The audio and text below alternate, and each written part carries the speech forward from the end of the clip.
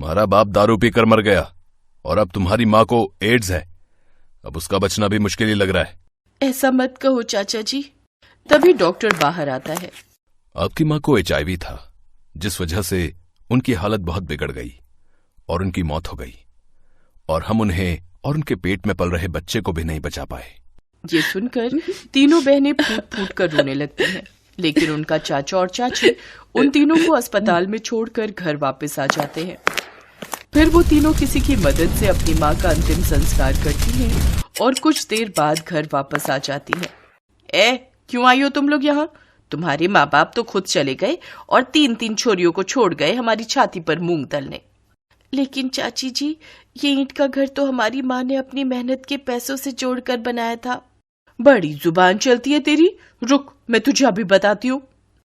तुम रहने दो ना इन्हें यहाँ, इसमें तुम्हारा ही फायदा है। इन तीनों को अपनी नौकरानी बनाकर रखना और खुद रानी की तरह आराम करना। ये सुनकर निर्मला खुश हो जाती है और अब वो ऐसा ही करती है। वो खुद तो आराम करती रहती, लेकिन उन तीनों को घर के काम में लगा देती।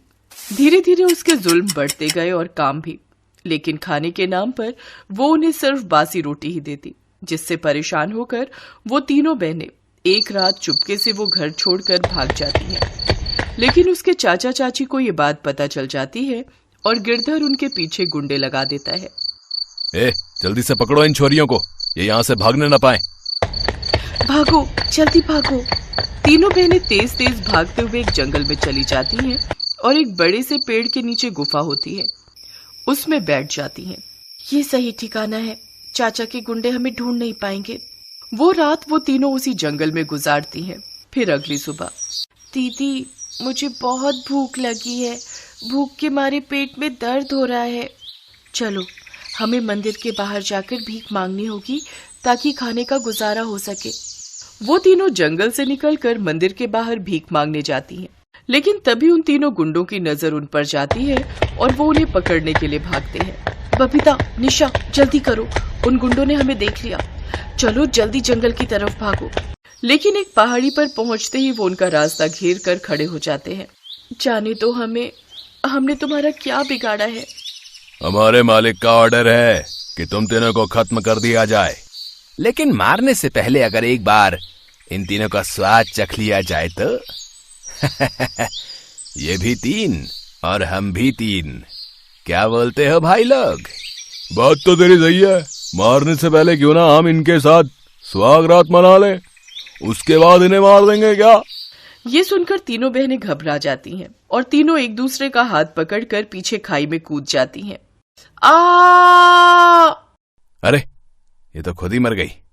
चलो, हमारा काम आसान हुआ। वो तीनों गुंडे वहाँ से चले जाते हैं और वो तीनों जितना नीचे खाई में जाने लगती हैं, फिर कहीं से एक बहुत बड़े पेड़ का पत्ता उन तीनों को गिरने से बचा लेता है और उन तीनों को सही सलामत उस खाई में उतार देता है। हैं? ये चमत्कार कैसे हुआ? हम तो खाई में गिरकर मरने वाले थे। तभी एक बहुत बड़े पेड़ से आवाज आती है। तुम सब घबराओ नहीं, ये एक जादुई खाई है और मैं इसमें उगा हुआ जादुई पेड़। मैं जानता हूं तुम सब शैतान बच्चे होगे जो खेलते हुए पहाड़ी से गिर गए होगे, लेकिन कोई बात नहीं। चलो, मैं अब तुम तीनों को वापस तुम्हारी दुनिया में पहुंचा देता हूं। नहीं, हमें वापस मत भेजो, वहां गंदे लोग रहते हैं। फिर वो तीनों बहनें उस जादुई पेड़ को सारी बात बताती हैं। तुम तीनों परेशान मत हो, अब मैं तुम तीनों को रहने के लिए ईंट का घर दूंगा और तुम सबका परिवार की तरह ख्याल रखूंगा। इसके बाद वहां पर ईंटों का घर बनाकर तैयार हो जाता है। वाह, हमारे रहने का जुगाड़ तो हो गया, लेकिन खाना मैं अपनी छोटी बहनों को क्या खिलाऊंगी? घबराओ नहीं, ये लो ये ईंट का चूल्हा। अब तुम इसमें आग जलाकर जो कुछ भी खाने का मांगोगी वो तुम्हें मिल जाएगा। तुम्हारा बहुत बहुत शुक्रिया जादुई पेड़, तुमने हमारी बहुत मदद की है। वो तीनों बहनें उस ईंट के चूल्हे को घर में ले जाती हैं और उसमें आग जलाकर उससे तरह तरह का खाना मांगती हैं। वो जो कुछ भी खाना मांगती उनके सामने लजीज खाना हाजिर हो जाता। वो तीनों खाने पर टूट पड़ती हैं। उसे खाने के बाद निशा कहती है, दीदी मेरा मैगी खाने का दिल कर रहा है और मेरा कुछ मीठा, जैसे मिठाई खाने का। ठीक है, मैं अभी तुम्हारे लिए इस ईंट के चूल्हे से मैगी और मिठाई मांगती हूँ। ए ईंट के चूल्हे, जल्दी से हमें मैगी और मिठाई दे, और हाँ, मुझे दूध भी पीना है। उसके इतना कहते ही उनके सामने वो सब चीजें प्रकट हो जाती हैं। अब वो तीनों बहनें वहाँ खुशी खुशी रहने लगती हैं, और जब कभी उनका बाहर जाने का मन होता तो वो पेड़ उनकी मदद करता, जिसके बाद वो वापस सही सलामत उस गुफा में आ जाते हैं। ये कहानी है हेतराम की। हेतराम का जन्म ही इसलिए हुआ था कि वो शराब पी सके। दिन के 24 घंटे वो शराब के नशे में रहता। उसके मोहल्ले में किसी को याद नहीं है कि कौन सा ऐसा दिन था जब उसने शराब नहीं पी हो। काम धाम उससे कोई होता नहीं था, तो फिर शराब पीता कैसे था? शराब पीता था अपनी पत्नी सुनीता की कमाई के पैसों से। सुनीता एक चूड़ी बनाने की फैक्ट्री में काम करती थी। हर दिन की तरह शराब के नशे में टल्ली हेतराम सड़क पर गाना गाते हुए जा रहा था। पीने वालों को पीने का बहाना चाहिए, अरे पीने वालों को पीने का बहाना चाहिए। गाना गाते हुए अपने डगमगाते कदम से जैसे ही वो अपने घर में घुसा, उसकी चारों बेटियां रीमा, सीमा, मीना और पुष्पा के दिल की धड़कन बढ़ गई। वो आपस में खुसर फुसर करने लगे। तभी हेतराम ने सीमा को बुलाकर पूछा, सीमा, अरे ओ सीमा, तेरी माँ कहाँ है रे? बापू वो तो अभी नहीं आई। आई नहीं? क्या मतलब आई नहीं? रात होने को आई और तुम्हारी माँ बाहर गैर मर्दों के साथ गुलछर्रे उड़ा रही है। आने दो आज उसे, मार मार कर उसकी सारी आशिकी यहीं जमीन में मिला दूंगा। बेशर्म औरत, मेरी नाक कटा दी है इसने। पति घर पर आ गया है और वो बाहर मजे कर रही है। उसके मुंह से दारू का भपका उठ रहा था। सीमा ने अपनी नाक बंद की और चुपचाप खामोशी से अपने शराबी पिता की बात सुनने लगी। तभी सुनीता वहां आ गई। सुनीता को देखते ही हेतराम भड़क गया। आ गई आशिकी लड़ाकर? अरे शर्म नहीं आती तुझे?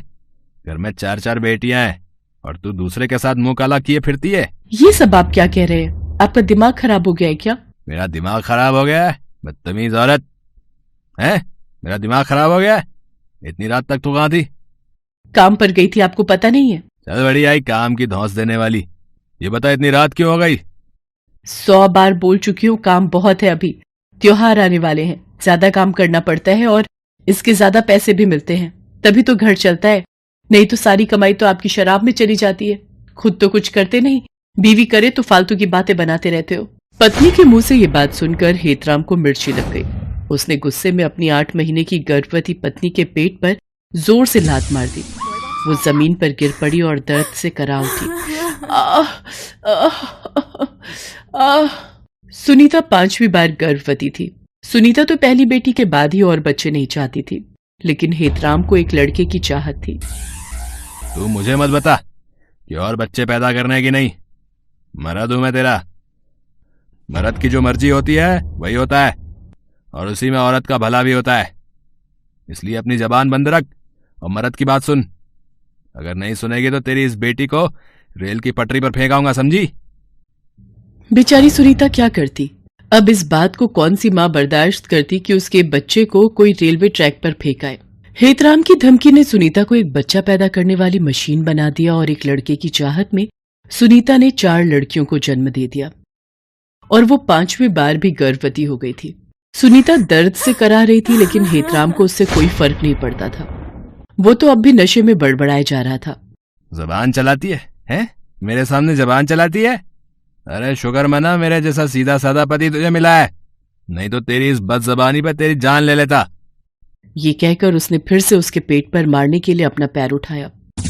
ये देखकर चारों बेटियां भागती हुई आई और अपने पिता के आगे रो रो कर और गिड़गिड़ा कर कहने लगी, बाबा बाबा, माँ को छोड़ दो, भगवान के लिए माँ को छोड़ दो। अगर आपको मारना है तो हम सभी का गला घोट दो, क्योंकि आपको हमसे दिक्कत है ना। आप हमें मार दो, लेकिन माँ को छोड़ दो। अपनी माँ का बचाव करती बेटियों को देख नशे में धुत हेतराम ने कहा, जान से मार दो? अच्छा ठीक है, जान से ही मार देता हूँ आज तुम लोगों को, ठीक है। उसके बाद उसने कोने में रखे झाड़ू से चारों बेटियों को तब तक मारा जब तक वो थक कर चूर नहीं हो गया। उसकी बेटियां दर्द से कराहती रही, लेकिन उसके अंदर तो दिल था ही नहीं। न जाने कितनी बार उस जालिम ने अपना जोर अपनी पत्नी और बेटियों पर दिखाया था। कुछ दिन और बीते। एक रात सुनीता को प्रसव पीड़ा शुरू हो गई। पेट में बहुत दर्द हो रहा है जी। लगता है मुझे प्रसव पीड़ा शुरू हो गई है। वो कराते हुए अपने पति को उठाती रही, लेकिन वो हूं हां करता रहा, लेकिन उठा नहीं। अब सुनीता से दर्द बर्दाश्त नहीं हो रहा था। वो किसी तरह बाहर आई और अपनी बेटियों को बुलाया और कहा, बेटा बेटा अस्पताल जाना होगा। सारी बेटियां अस्पताल जाने की तैयारी कर रही थी, लेकिन सुनीता से दर्द अब बिल्कुल बर्दाश्त नहीं हो रहा था। उसने अपनी बेटियों से कहा, मैं अस्पताल नहीं जा पाऊंगी बेटा, नहीं जा पाऊंगी। ये कहकर वो अपने कच्चे मकान के कच्चे से फर्श पर लेट गई और कराहने लगी। थोड़ी देर बाद उसने फर्श पर ही एक और बच्ची को जन्म दिया और उसके साथ ही वो हमेशा के लिए इस दर्द भरी दुनिया को छोड़कर चली गई। अभी अभी इस दुनिया में आई जोर जोर से रो रही उसकी मासूम सी बेटी को तो ये पता भी नहीं था कि उसे जन्म देने वाली माँ अब ना तो उसके आंसू देख सकती है और ना ही उसके रोने की आवाज उसके कानों में पड़ सकती है। थोड़ी देर तक तो सुनीता की चारों बेटियों को कुछ समझ नहीं आया, लेकिन फिर जब सुनीता बहुत देर तक बिना हिले डुले पड़ी रही तो, माँ ये क्या हो गया माँ? दीदी, माँ मर गई दीदी। सीमा और रीमा भागकर अपने पिता को माँ की मौत के बारे में बताने गए। बापू माँ हिलजुल नहीं रही है, देखो ना क्या हो गया उन्हें। लेकिन उस रात हेतराम भी नहीं उठा, वो भी सो गया सदा के लिए। शराब ने उसे इस बार वो नींद दी जिस नींद के बाद कोई नहीं जागता। एक ही रात में 5 बच्चियां अनाथ हो गईं। नन्ही सी अभी अभी इस दुनिया में आई मुन्नी भूख के मारे रो रही थी, लेकिन घर में कुछ था कहां जो उसे मिलता। किसी तरह सीमा पड़ोस से थोड़ा दूध मांग कर ले आई। उसने उस मासूम को दूध पिला दिया, वो सो गई। उसके बाद सभी बहनें अपने माता पिता का अंतिम संस्कार करने शमशान घाट पहुंची। माँ, बापू, सभी ने उनका अंतिम संस्कार किया। जब वो अंतिम संस्कार कर घर लौट रही थी तो जोरों की बारिश शुरू हो गई। बारिश इतनी भयंकर थी कि ऐसा लगा कि उस बारिश में सब खत्म हो जाएगा, और खत्म हुआ भी। माँ बाप तो उन 5 बच्चियों के चले ही गए थे। उनके घर पर बिजली गिर गई और उनका कच्चा मकान जलकर खाक हो गया। चारों बहनें जब घर पहुंची और अपने घर का यह हाल देखा, भगवान हमें क्यों छोड़ दिया? अरे हमें भी मार दो ना, हमें सब छीन लिया, सब कुछ बिना गलती के हम सभी को जीवन भर की सजा दे दी। अरे मार दो, कहाँ हो ऊपर वाले, आओ सामने, हम नहीं डरते तुमसे, हमें मार दो। पूरी रात बेचारी वो बच्चियां एक पेड़ के नीचे रोते हुए बिताती हैं। सुबह उसकी छोटी बहन फिर से रोने लगी, लेकिन बार बार तो दूध मांगकर नहीं पिलाया जा सकता ना।